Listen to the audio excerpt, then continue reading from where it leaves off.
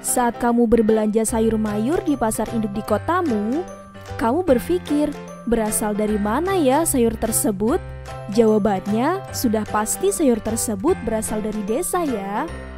Atau saat kamu sedang berkunjung ke desa, kamu menemukan hampir semua warga di sana menggunakan kendaraan bermotor. Kamu lalu berpikir jika mereka mendapatkan motor itu dari kota. Nah, dari kegiatan tersebut dapat disimpulkan bahwa desa dan kota itu saling berinteraksi loh. Salah satu contohnya itu melalui kebutuhan barang dan sumber dayanya nih. Kali ini aku akan mengajakmu untuk melihat tentang faktor apa saja yang mempengaruhi interaksi antara desa kota dan dampaknya. Eits, sebelumnya kamu harus tahu terlebih dahulu, apa itu interaksi?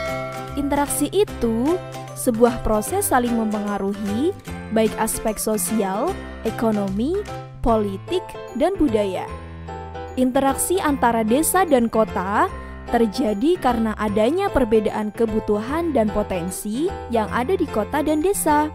Tadi kita sempat membahas soal sayur yang berada di pasar induk di kotaku itu berasal dari desa. Nah, dari contoh tersebut, kira-kira apakah kamu bisa menyimpulkan apa yang mendorong interaksi? Coba kita lihat contoh lainnya. Misalnya, kamu sedang di desa yang ada perkebunan kapas. Nah, kapas tersebut kemudian dibawa ke kota dan diolah oleh pabrik tekstil setempat. Hasil produksi tersebut berupa pakaian yang dapat digunakan oleh masyarakat kota dan desa. Dari hal tersebut, dapat disimpulkan bahwa interaksi khususnya antara kota dan desa merupakan sebuah hubungan yang memiliki dampak bagi kota dan desa. Hubungan tersebut bersifat timbal balik.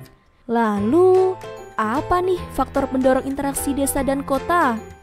Yap, benar. Desa dan kota itu saling membutuhkan.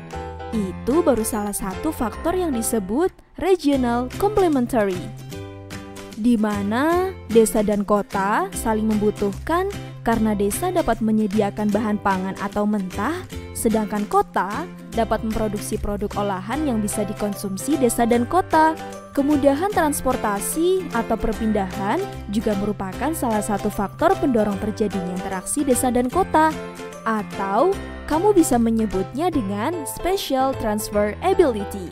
Dan yang terakhir ada faktor intervening opportunity, di mana ketika ada intervensi di dalam sebuah hubungan atau interaksi desa dan kota, intervensi ini terjadi dikarenakan adanya desa atau kota lain yang hadir atau karena suatu kejadian seperti kelangkaan dan bencana alam. Dengan adanya interaksi desa dan kota mengakibatkan beberapa dampak positif. Jika bagi desa itu, dampak positifnya dapat meningkatnya taraf pendidikan dan terbukanya lapangan kerja yang variatif bagi masyarakat desa.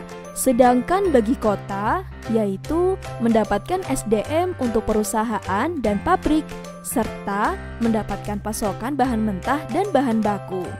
Oke, sampai di sini dulu ya pembahasan kita mengenai interaksi desa dan kota. Semangat belajarnya ya. Sampai jumpa.